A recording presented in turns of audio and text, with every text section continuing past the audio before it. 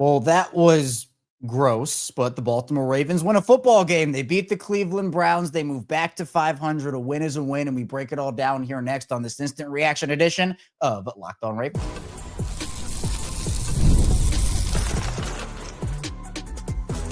You are Locked On Ravens, your daily Baltimore Ravens podcast. Part of the Locked On Podcast Network, your team every day. You are Locked On Ravens. Welcome in to the show. I'm your host, Kevin Oestreicher, Ravens Wire, here with you on the Locked On Podcast Network, your team every day. Thanks so much for being here, whether you're an everyday or a first-time listener or you're somewhere in the middle here. Again, Locked On Podcast Network, now the #1 sports podcast network. So we're here talking about the Ravens, their Week 11 sloppy win, and that is probably an understatement, against the Cleveland Browns.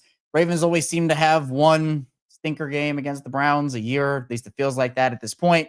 Luckily, the Ravens were able to win this one, so we're going to dive into the offense, which thumbs down. The defense gets the thumbs up, and then the special teams, double thumbs down on that. So what I have into that, we'll talk about Lamar, Shedeur, Sanders, what's next for the team. We have a jam-packed episode here for you on this instant reaction. I want to remind everyone that today's episode of Locked On Ravens is brought to you by Gametime.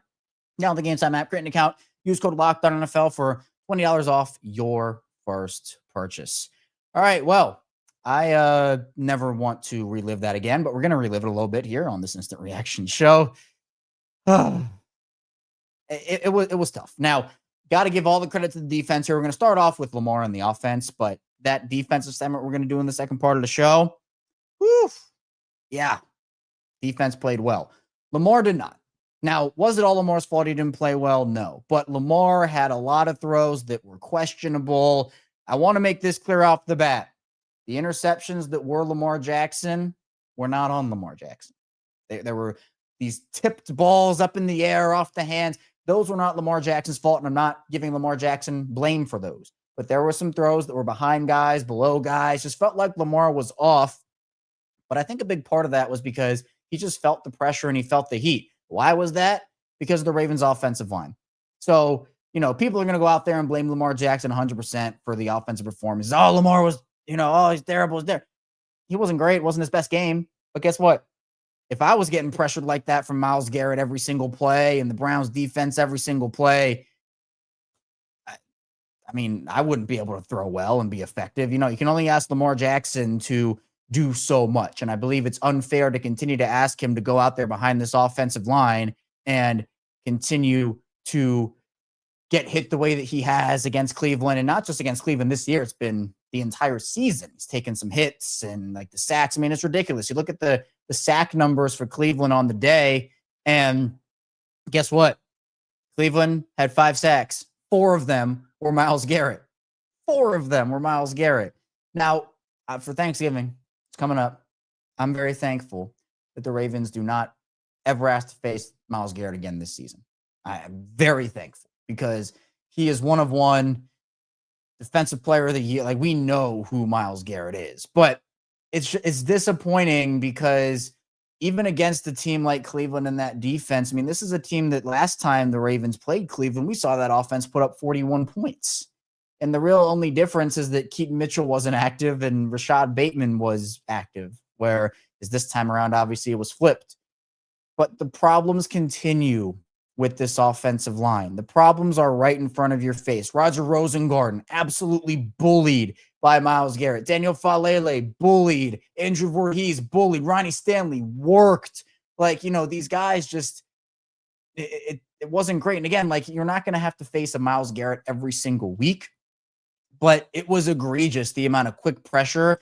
And even with that not being the case every week moving forward, you can't go up against these defenses every week and continue to put that offensive line out there. So yeah, Lamar wasn't great today. It's okay to say that, but it's also okay to say that it wasn't all on Lamar because of some of the situations that he was presented with in this game. I think that's a fair assessment where, I'm not going to come on here, oh, wow, Lamar played great in this game, because it's not true. But I'm also not going to come on here and say every single negative play that happened offensively was Lamar's fault because of that offensive line and the situations that they were put in. And the fact that, we saw like there were some weird play calls. Now, the fake tush push was an unbelievable call. I'm still sitting here in some disbelief about that. I saw that Kyle Hamilton joked about it after the game and said that the Ravens have a crowded backfield. So apparently that play is called Hurricane, and everybody goes out there and performs, on a play like that. Yeah, Patrick Ricard with the seal, Charlie Kohler sealing on the inside, perfect execution. But the Ravens continue to struggle on short situations and on third down situations, particularly there, but also in the red zone. It feels like for the most part, it's not all the time, but whenever the Ravens get into the red zone, all right, 3 points, Tyler, go on out there, go do your thing. It just feels like that. And it's tough when you're in a situation like that where, Baltimore, they have the personnel to do it, particularly Lamar and Derrick Henry. The offensive line is what it is, and they're not getting push up front, but they're telegraphing some of these first and second down runs. And again, Cleveland is very effective in that area, but this is also just not hey, Cleveland had a great defense. This is the first time the offensive line has looked better. This is the first time that, they can't convert on third and short. I said it during the watch along we do, where we have, live watch alongs during all the games here on Locked On Ravens. And I said, I have more confidence in the Ravens picking up 14 yards than I do them picking up 4 yards. That's just the reality of their situation and where they are right now. Is the bread and butter of this offense for years has been, we're going to match up with our heavy personnel. You're going to bring out yours, and we're just going to bully you off the ball. We're going to blow you up to the second level and, block you, seal you off, like all of that. And it all just hasn't worked that way this season. I also see Maximilian saying it's the predictability, the predictable runs and the rollouts, get rid of the rollout. I said it years ago. If you've been listening to me for a while here on this show, I said, even before the Andrews 2-point conversion last year, they were doing it a lot in 2022, I believe it was, where they were just rolling out on those plays to win the game and just weren't getting anything. It eliminates half the field. It eliminates half the field. So it's tough. And actually, dang, Brandon going a little hard with this quote here. How you win versus bad teams matters because it shows how you will lose versus good teams. And you can take this multiple ways, Brandon here. And this quote, you might have to put this on a bulletin board here. You can take this multiple ways from what Brandon said here. And I want to talk about both because I think it's important. So thank you, Brandon, for sharing this. The way you can look at it, first of all, is that you would rather work on your mistakes after a win than after a loss, and it exposes some of the things that you have to fix and have to figure out, because you're not going to win like this against a better offense. Even if the defense they're facing is a little worse than Cleveland's, which is probably going to be the case considering Cleveland's defense is one of the best in the NFL, you're going to have to figure that out, and you'd rather find those after a win than after a loss. But the other way you can look at it is, well, yeah, you're not going to beat good teams playing like this. And we're already almost 3 months or 2.5 months into the season at this point. And some of these things are just, they're trends, and you just don't have the personnel. And on the offensive side of the ball, on the O-line, it's like, yeah, you probably don't have the personnel to completely fix your woes, even if you replace Falele and Voorhees. But try something, do something, because it is this team's absolute mission. It has to be their mission. It's their responsibility to put out the best 5 that they can around Lamar Jackson. Every week that they trot out Daniel Falele or Andrew Voorhees, they're not doing that. And look, Rosengarten's been pretty bad this year. It's just the truth. The sophomore slump has been bad. But they have no other options tackle-wise, unless you want to throw Emory Jones out there, which, hey, maybe. But at the guard spot, I'd try Ben Cleveland. I'd try Corey Bullock. I'd try Emory Jones. But they're not putting the best 5 out there that they can to protect Lamar. And that's not okay. It's not okay. Their roster right now, it is what it is. They can't make any more changes. There isn't anybody in free agency that's going to come out there and, come in and automatically be the savior. But I'll tell you what, you have options, and it could maybe be worse than what they have. Maybe I honestly don't think it can get a lot worse than this, but maybe it is just the same, and you don't get a lot of improvement from pulling Falele and putting somebody else in there. But hey, it also could get a lot better. It could.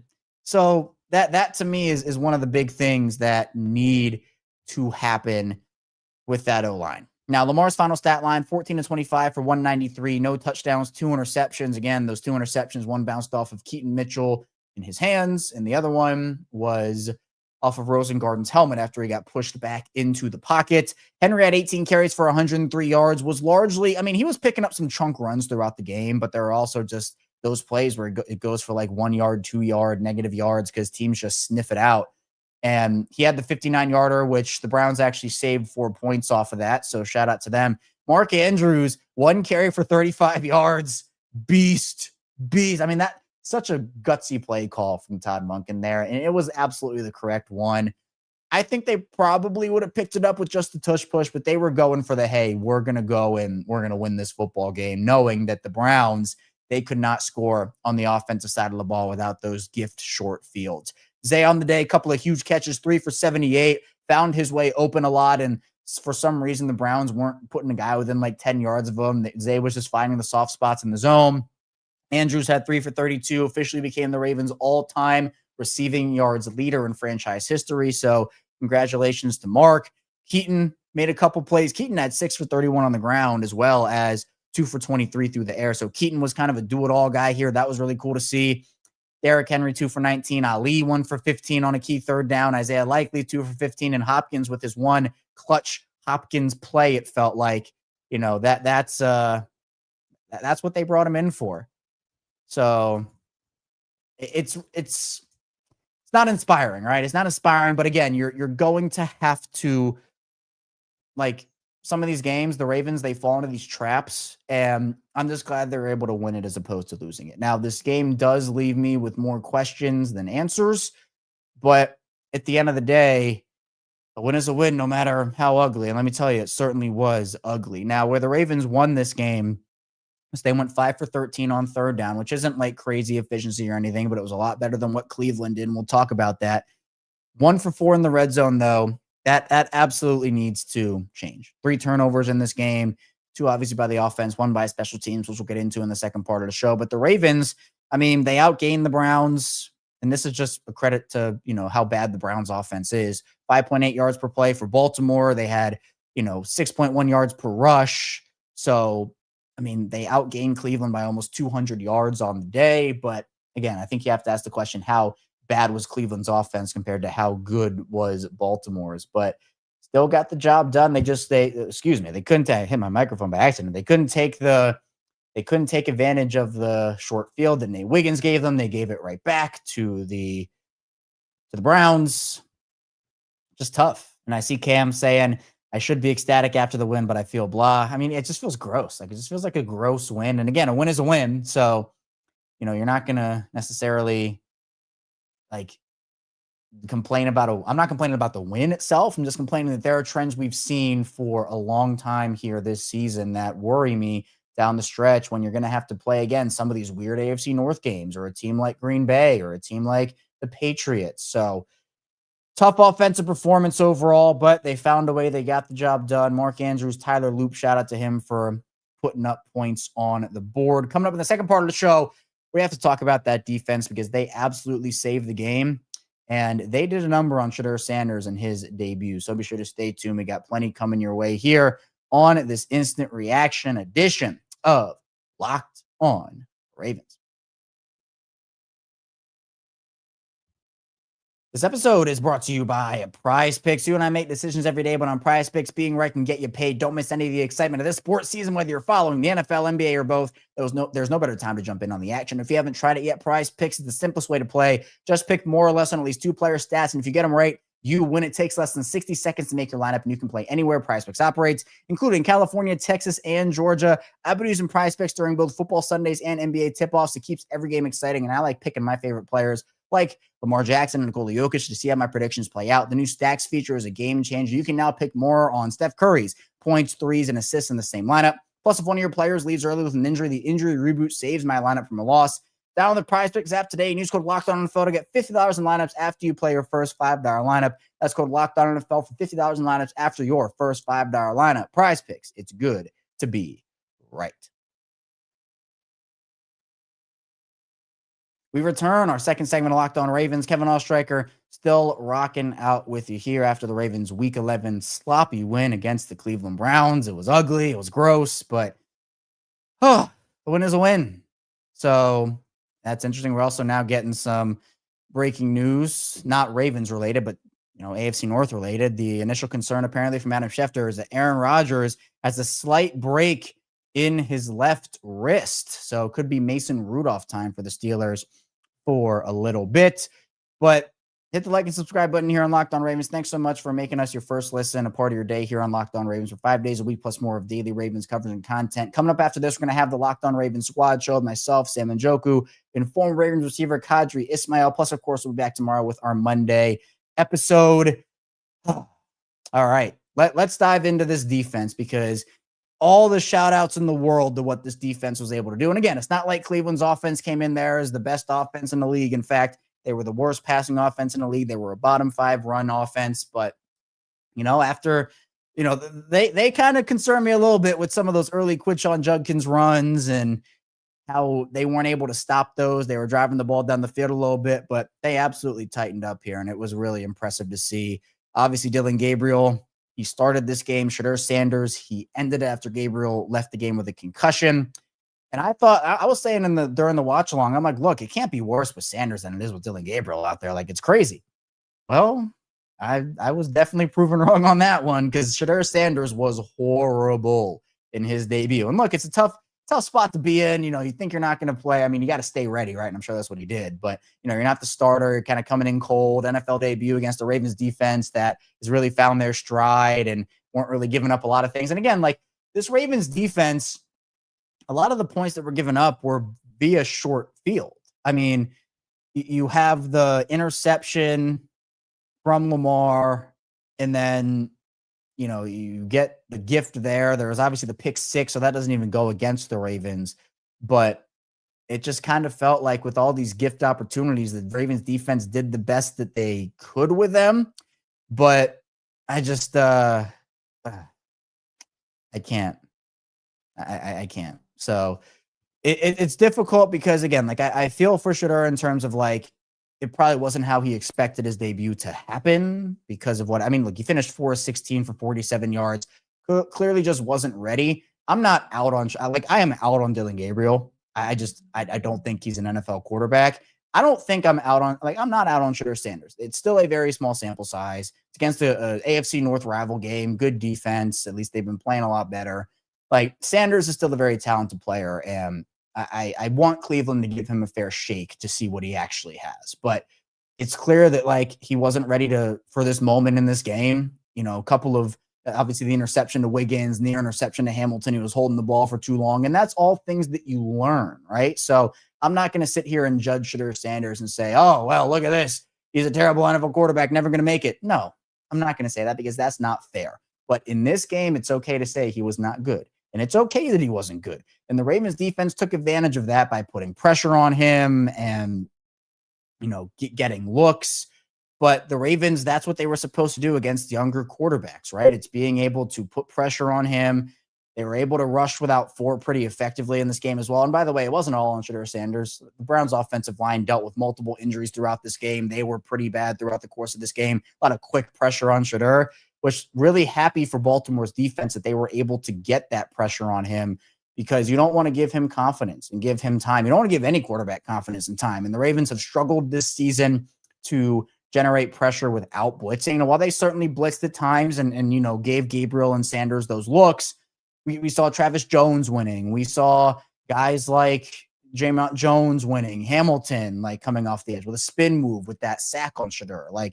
That's the pressure that the Ravens need to continuously bring on a weekly basis. So that was really good in this game. Obviously, the Wiggins interception. Hamilton was all over the field, and I haven't seen, I'm sure there might be something out there on Hamilton right now, but he did get hurt on this play.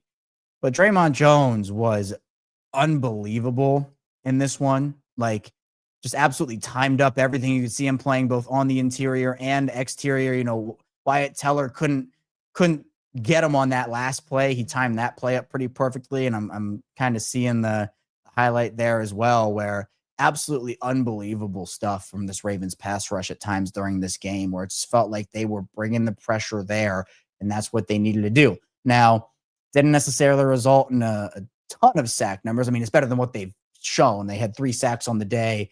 Hamilton, Van Noy, and Keon Morton had, sacks on the day. They also had Shedeur with an intentional grounding, which would have been a sack. So, a lot of this stuff, it's stuff that Baltimore can continue to build on defensively. And I'll tell you what, this Ravens defense better get a steak dinner or something from the Ravens offense or special teams, right? Like they better get something considering the way that they saved. Again, the Browns got shut out in the second half, and one of the drives, or 7 of the points came off a pick 6. Ravens were stout though, because you know what? Cleveland's offense, 2 of 14 on third down, 0 of 1 on fourth down, and they went 0 for 2 in the red zone. That is how you win a football game. That is how you perform. And you know what? The game is sloppy. Guys aren't performing, right? All of this stuff isn't going your way. And you're having to go out there as a defense, and the offense isn't giving you the support you need. And, the defense, they can't find their way on some of these short drive calls because they're going out there. Well, guess what? The Ravens defense showed up and they made it work. They had it happen. So, and I see Maximilian, old school 2000s type of Ravens win. If that's what it takes, all right. I mean, a win is a win. You just don't want to have some of the negatives we saw carry over. You just don't want to have some of that stuff carry over. And, I see people talking about Lamar in the chat about, him and how, what's the injury situation for him. And I didn't see him get injured like during this game. I don't know if something was said about him. I'll scavenge it now. But, clearly he had the knee thing this week in practice, and he, has had the hamstring thing, still trying to get back from that maybe. It's just, it's tough. It's tough because you don't want to have Lamar continue to get hit like this. It's not okay to have Lamar continue to get pressured and hit like this. The good thing is you're not going to have to see Myles Garrett again. Bad thing is there are still a lot of other good defenses that they'll have to play over the course of this year, maybe even in the postseason. Like, that Denver team right now, that defense is looking good, and they have a couple of really good pass rushers, a lockdown secondary. Like, that offense is a question mark, but they're better than what Cleveland's brings to the table. So, look, I don't know where Lamar is health-wise. He said he feels good, so I'll trust what Lamar says. I know there's no reason to not trust what Lamar says. So Lamar feels good. He feels good. It is what it is. But at least defensively, they were able to get the job done, and that's really all that counts. Now, the other thing that's going to have to count moving forward, because, again, the defense, that's what counts in this game. Moving forward, your offense needs to be better. Your special teams needs to be better. We saw a couple of great coaching decisions in this game. We also saw a couple of not so great coaching decisions in this game. So they did this without Marlon. Mike Green was kind of running with his injury a little bit. I am curious to hear about Kyle Hamilton. I mean, we'll see. I mean, it doesn't seem like anything's. I mean, he spoke to the media after the game. Didn't seem like he was hurt. So that's good. At least I was scared because it felt like he couldn't move his arm. So we'll have to see. But at the end of the day, a win is a win, and we'll just got to take it. They're back to 500, which, when they were 1-5, I wasn't sure they were ever going to make it to that point. But now here they are, and you got a nice little win streak to go along with a win. So 4-game win streak for Baltimore. Coming up in the final part of the show, we're going to have to talk about the special teams. We just have to. It was that bad. It was that atrocious. Not Tyler Loop. Loop was great, but, some of the return, some of the other stuff as well. So be sure to stay tuned. We have a lot coming your way here on this instant reaction edition of Locked On Ravens. First, the show is brought to you by Gametime. NFL season is back, and honestly, there's nothing better than being in the stadium surrounded by fans cheering on your team. But let's be honest, getting tickets can be a hassle between queues, login screens, and prices jumping at checkout. It's frustrating. That's why I use Gametime, the app that gives the advantage back to fans. Gametime is fast, easy, and backed by the Gametime guarantee. You'll always get 100% authentic tickets delivered on time and at the best price. Plus, all fees are included, so the price you see is the price you pay. I pulled up Gametime, and in just a couple taps, I saw amazing deals. I'm talking about your favorite NFL games as low as $100. The app made it super simple. I could even see the exact view from my seat before buying. I love zone deals too. You pick the section. Gametime picks the seats. and you save big. Honestly, it's faster, cheaper, and less stressful than any other way I've bought tickets. Download the Gametime app, create an account, use code LOCKEDONNFL for $20 off your first purchase. Terms apply. Again, that's promo code LOCKDON NFL for $20 off. Swipe, tap, ticket, go. Download Gametime today.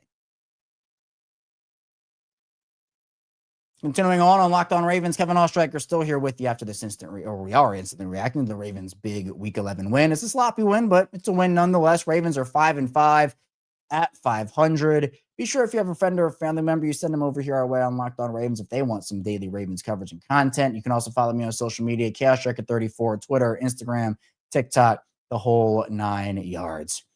All right, special teams time. Now, I do want to give a shout out to Tyler Loop.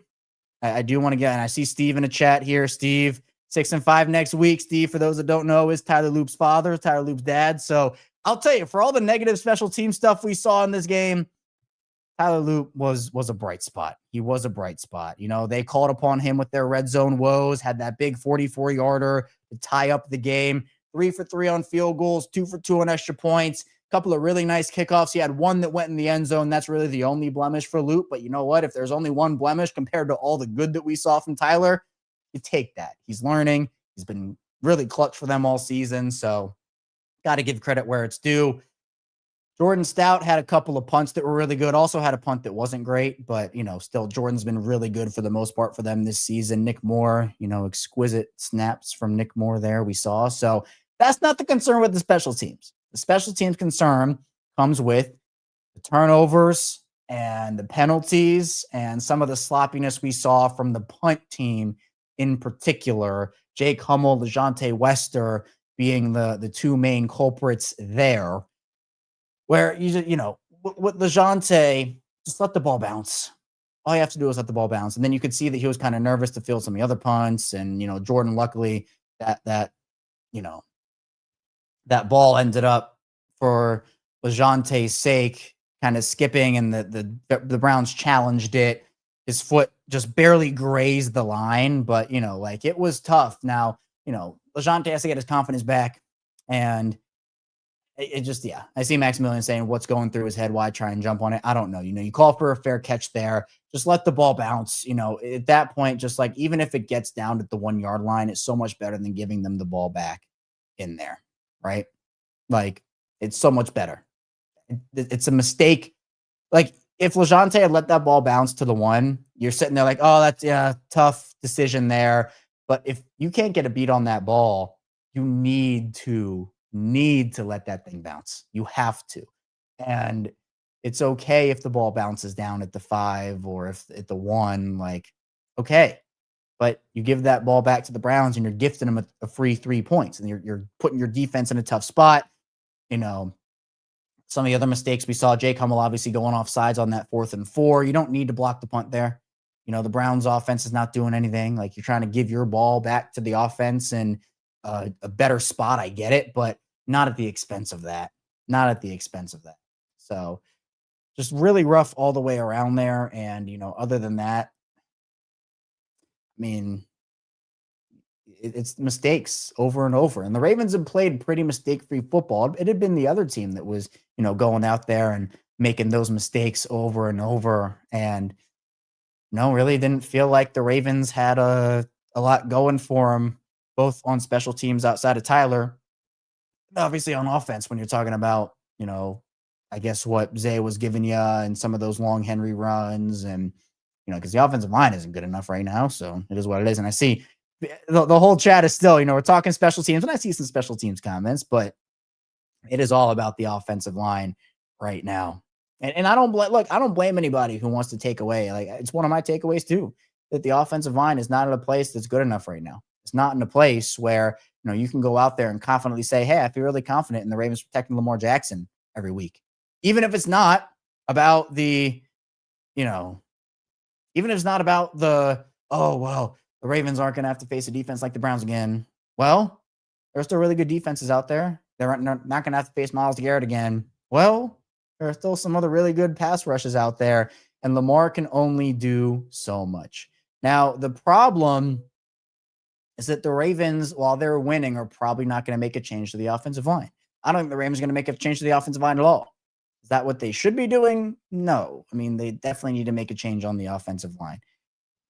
But they're winning without it. So I just again, I'm watching a video now of Shedeur Sanders and LeJohntay West, their teammates at Colorado. They were talking. So it looks like, so there was something with Shedeur where Lamar was apparently looking for him at midfield for the quarterback handshake, and Shedeur just didn't leave the bench.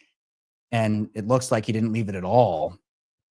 So I don't really know why he didn't get up off the bench. I mean, clearly he's feeling a lot of emotions, and I totally get that. It's his first start, but you kind of got to shake the quarterback's hand at midfield. So that's on that. But look, Falele in the offensive line, they're winning in spite of the line, I will say. I've seen people talk about Rosengarten. It's been bad for Rosengarten. He's been really, really bad this year. And he got literally just pushed back and thrown on the ground on one of those Myles Garrett sacks. Just really tough. Just really tough. And I see E talking about it. Not happy with O-line, but I like the other positives. Gritty win, not leaning solely on Lamar. Pass rush with Draymond looks solid. Draymond's been unreal. Draymond's been really, really good this year. And got to give him all the credit in the world for coming in here, really making an impact and helping the Ravens pass rush. And again, those plays from Draymond are what the Ravens have been lacking. And I think that with him coming in, with Mike Green finally figuring it out a little bit, Travis Jones being a disruptor, you're finally starting to see some of those flashes. And I really hope that for Baltimore's sake, they can put the right pieces on the O-line around Lamar Jackson. Not go out there and sign somebody, but use the guys on your roster to try to figure out who is going to be there and who is not. So, end of the day, Ravens pick up a win here. And some of the other stats just to dive into a little bit in terms of team stats is the Ravens held the ball for more time than the Browns, but the Browns early in this game were trying to keep the offense off the field for Baltimore. The Browns were trying to run clock to make sure that Lamar couldn't get out there. And that was a lot of it early in the game when they were ripping off those long Judkins runs. That's a way you beat this Ravens offense is you don't let them get on the field. So that was good. Outside of that, though, Browns tried to run the ball, but the Ravens kind of got it together. But the Browns averaged just 2.8 yards per pass in this game. It wasn't good. And again, that's what happens when you tried out two rookie quarterbacks and, you're going out there every single week to try to win the game like that. And, Gabriel Sanders, it's unfair to pin all these expectations on a rookie. The Browns aren't expected to win these games anyway, but Kevin Stefanski, time seems to be running out a little bit with him. So it's going to be interesting to see. But Baltimore at this point, you got the Jets coming up next, then that Thanksgiving night game against the Bengals. And then you play Pittsburgh in Pittsburgh to end your season. So you're going to have Baltimore at home. And the Ravens, it's weird because now they have a 3-game homestand. They're going to be at home for 3 games, and they're going to go on the road for 1 in Cincinnati. And then they are going to go back at home against the Patriots, then back on the road for the final 2 of the year. That Lambeau game is going to be cold for those guys. So we're gonna have a photo finish here because the Browns, they lose, the Bengals, they lose, but the Steelers, they do win. We'll have to see with Aaron Rodgers. But those 2 division Pittsburgh, Baltimore games are probably going to be the ones that end up determining a lot about how these games are actually, or how the division is going to end up shaping up for this team. And Gasquatch, Aaron Rodgers said it's something with his wrists, and he said he's telling people he'll be back soon, but I'd expect him to miss some time. So Mason Rudolph. And yeah, Lucas, I see you saying I kind of feel bad for Myles' talent being wasted. He chose to sign there. He chose to sign the extension.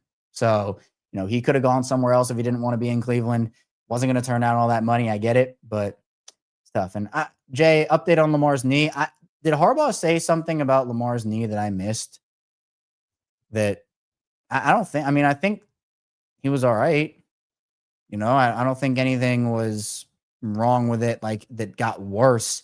in this game unless I missed something. But I think that,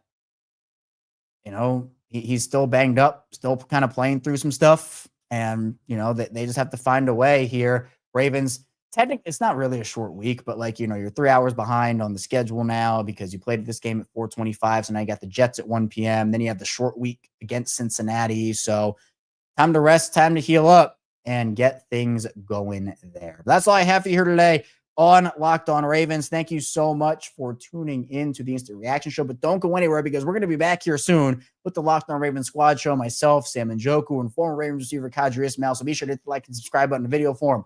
Follow along and subscribe in audio form, and I will see you right back here soon on Locked On Ravens.